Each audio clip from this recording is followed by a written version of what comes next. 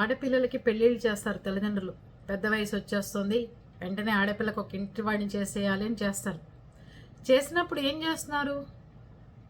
ఉన్న డబ్బంతా ఖర్చు పెట్టి గ్రాండ్గా నా పిల్ల పెళ్లి చేయాలి, గ్రాండ్గా కనిపించాలి, నేను ఎక్కడా తగ్గకూడదు అని మీ బలము, మీ రాయల్టీ, మీ గొప్పతనం చూసుకుంటున్నారు. కానీ రేపొద్దున అమ్మాయికి ఏదైనా ఇబ్బంది కలిగి మన గుమ్మంలోకి వస్తే ఆ పిల్లకి మనం ఎట్లాంటి సౌకర్యం అందిస్తామని ఏ తల్లిదండ్రులన్నా ఆలోచిస్తున్నారా? దయచేసి ఏ తల్లిదండ్రులు తప్పు కదని అనుకోవద్దు. ఆలోచిస్తున్నారా? ఎవ్వరు ఆలోచించట్లా. మగపిల్లాడు అడిగిన కట్నం ఇచ్చేద్దామా, వాళ్ళు అడిగినంత గ్రాండ్గా చేసేద్దామా, వాళ్ళు అడిగినంత ఇదిగా చేసేద్దామా, లేకపోతే ఉన్నదంతా ఖర్చు పెట్టి డెకరేషన్లకి పెట్టేద్దామా అని ఆలోచిస్తున్నారు. కానీ ఒకవేళ నా కూతురు చదువుకుని ఉంటే అది ఏదన్నా ఆరోగ్యరీత్యా ఉద్యోగం చేయలేని పరిస్థితి వచ్చినా, లేకపోతే హస్బెండ్ ఏదన్నా తను వదిలేసినా, లేకపోతే తన రాత బాగుండక హస్బెండ్కి ఏదన్నా అయితే నా కూతురుకు పుట్టిన పిల్లలు ఎలా బతుకుతారని ఏ రోజున ఈ తల్లిదండ్రులను ఆలోచించారా? ఎప్పుడన్నా చెప్పండి. ఎవ్వరూ ఆలోచించట్లా. చెడు ఆలోచించం కదండి మనం, కానీ ఆలోచించాలి. ఎందుకంటే ఎంతోమంది ఆడపిల్లలు పుట్టింటి వాళ్ళు పెళ్లితోనే తన బంధాలను వదిలేసుకుంటున్నారు. పెళ్లి చేసేసామంటే ఆడపిల్ల బాధ్యత అయిపోయింది అనుకుంటున్నారు. పెళ్ళి అయిపోయిన తర్వాత ఆడపిల్ల ఎన్ని కష్టాలు పడుతోంది, తను తింటుందో తింటలేదా అనేది కూడా వాళ్ళకి అనవసరం లేని విషయం. గ్రాండ్గా పెళ్లి చేసామా, 10 మందిలో మనం చెప్పుకున్నారా, మన పిల్లని మనం వదిలించేసుకుందాం, ఇట్లాగే చెప్తే ఏం తప్పుగా అనుకో. వదిలించేసుకుందామా అంటే పంపించేసైనా ఒకటే, వదిలించుకోవడమైనా ఒకటే. వదిలించుకోవడం అనే డైలాగ్ ఎందుకు మాట్లాడానంటే, ఎంతోమంది పిల్లలకి భర్త చనిపోయి భర్త వదిలేసి ఇన్ని జరుగుతున్నా వాళ్ళు ఎట్లాంటి రెస్పాన్స్ పుట్టింటి నుంచి రావట్లేదు ఆడపిల్లలకి. ఒకవేళ హస్బెండ్ చనిపోయిన తర్వాత ఆడపిల్ల ఏమన్నా వాళ్ళ ఇంటి మీదకి వచ్చి పడిపోతుందేమో అని వదినలు ప్రిపేర్డ్గా ఉంటున్నారు. ఆ అమ్మాయిని రానివ్వకుండా అమ్మాయిని రాచి రంపాన్ని పెట్టి ఇబ్బందులు కలిగే మాటలు మాట్లాడుతూ చేస్తున్నారు. నా మొగుడే దొరికాడా, మేమే తెరగా దొరికామా, నా మొగుడు సొమ్ము తినడానికి వచ్చారు, మేమెందుకు పెట్టాలి, మా ఇంటి మీద పడిపోతుందేమో అని భయభ్రాంతులకు గురవుతున్నారు అన్న పెళ్ళాలు కానీ తమ్ముడు పెళ్ళాలు కానీ. సరే కలుగుతున్నారు కదా. ఇదే కష్టం కనుక వాళ్ళ అక్క చెల్లెళ్ళకి వస్తే ఏం చేస్తున్నారు? వాళ్ళ జీతాల్లో సగం డబ్బులు పంపించేస్తారు.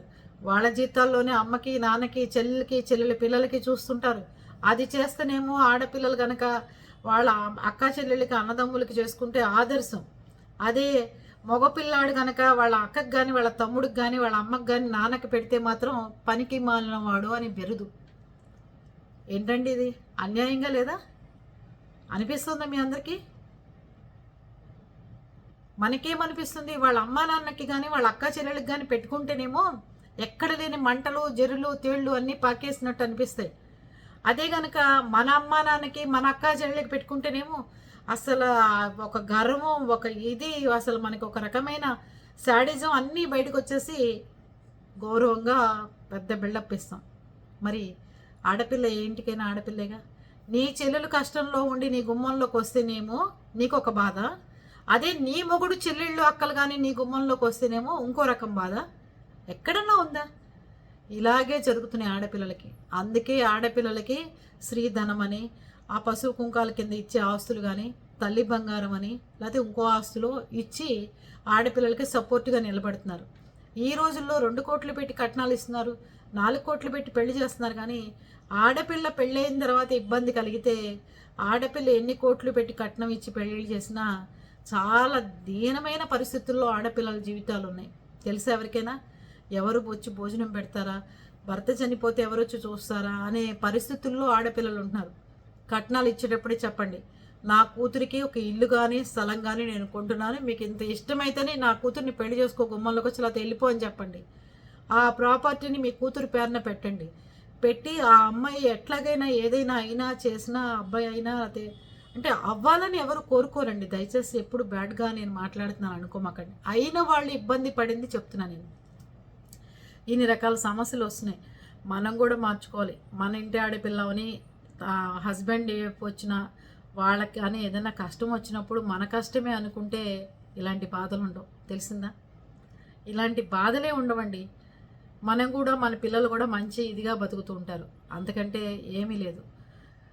ఎందుకు చెప్తున్నానంటే ఇదంతా ఈ రోజుల్లో చాలామంది ఆడపిల్లలు పుట్టింటి ఆశ లేకుండా ఆ పిల్లల్ని ఎక్కడ పెట్టుకుని బతకాలో తెలియక చాలా చాలా నరకయాతన అనుభవిస్తున్నారు. అందుకోసం నేను ఈ వీడియో చేస్తున్నాను. దీంట్లో కరెక్టా తప్పా నేను చెప్పింది? నిజంగా ఇలా జరుగుతున్నాయా జరగట్లేదా మీరే చెప్పండి. నేను ఏదన్నా కల్పించి చెప్తున్నానా? ఎక్కువగా ఏమన్నా చెప్తున్నానా? భయపడేటట్టు చెప్తున్నానా? నిజం చెప్పండి. ఆడపిల్లకి ఆధారం కల్పించడం తప్ప, చదువున్నా కూడా ఒక్కొక్కసారి హెల్త్ ఇష్యూస్ వచ్చినప్పుడు, హెల్త్ బాగోలేనప్పుడు, ఉద్యోగానికి ఒక 4 నెలలు వెళ్ళలేకపోతే ఆ అమ్మాయి కుటుంబాన్ని పోషించే వాళ్ళెవరు? చూసేవాళ్ళెవరు? తల్లిదండ్రులకి పెద్ద వయసు వచ్చిన తర్వాత బోలెడు ఆంక్షలు ఉంటాయి. నువ్వు వెళ్ళొద్దు నాన్న, దాన్ని చూడొద్దు నాన్న, దాన్ని పట్టించుకోవద్దు నాన్న అని అన్నదమ్ములు కానీ, అన్నదమ్ములు పెళ్ళాలు కానీ చెప్తే ఆ ఆడపిల్లను ఆదుకునే వాళ్ళెవరు? చెప్పండి. ఆలోచించండి అందరూ.